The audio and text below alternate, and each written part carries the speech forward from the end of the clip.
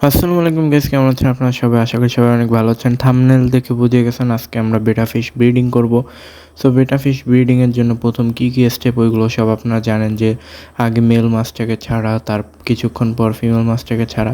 So ওইগুলো সবাই জানে দেখে দেখাইলাম না। এখানে দেখতে পাচ্ছেন আমি এখানে যাই মাছগুলোদেরকে আজকে ব্রিড করাচ্ছি। বেটা ফিশ সব হচ্ছে আমার হোম ব্রিডের মাছ, ঠিক আছে?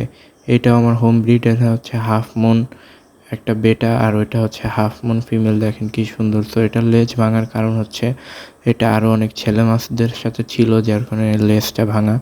সো আশা করি আপনারা আজকের ভিডিওটা দেখে কিছুটা ধারণা নিতে পারবেন যে কীভাবে বেটা ফিশ ব্রিড করতে হয়। সো এটা হচ্ছে বেটা ফিশ ব্রিডের স্টেপ 1। এবং দেখেন আমার পানি একদম ক্লিয়ার আছে। সো আমি এখানে ইউজ করেছি একটা ছোট্ট একটা গ্লাস, যেটাতে ফিমেল আর কি দেখতে পারবে মেলকে, এবং মেল ও ফিমেলকে দেখতে পারবে। আর কিছু প্লান্ট ইউজ করেছি ডার্কউইড, ঠিক আছে? আর পানি অবশ্যই বেটা ফিশ ব্রিডিংয়ের সময় ক্লিয়ার রাখবেন, নাহলে ফাঙ্গাস অ্যাটাক হতে পারে। আর এখানে আছে আমার গোল্ডফিশ, মলি, ঠিক আছে? এই পানিটা অনেক ময়লা আছে, এগুলো ক্লিন করতে হবে। আর এখানে হচ্ছে সবার ফেভারিট RTP, রেডটেল প্লাটিনাম ডাম্বো ইয়ার।